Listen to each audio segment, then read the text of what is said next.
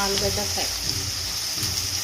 ఆలు ఫ్రైని ఇలా ఆనియన్స్ వేసేసి curry leaves and green chillies ఇలా చాప్ వేసుకుని ఇలా ఫ్రై చేసుకుంటే ఫ్రై అయిన తర్వాత కొద్దిగా బాగా ఫ్రై అవ్వాలి, మంచిగా వేగాలి, బ్రౌన్ కలర్లో వచ్చేంత వరకు ఆనియన్స్.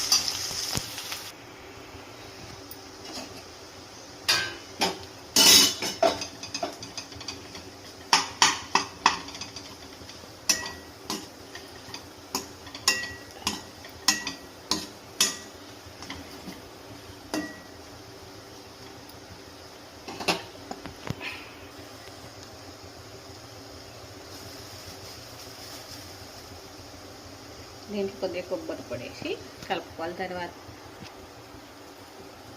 దీంట్లో కొద్దిగా ధనియాల పొడి వేసేసి ఇలా కలుపుకుంటే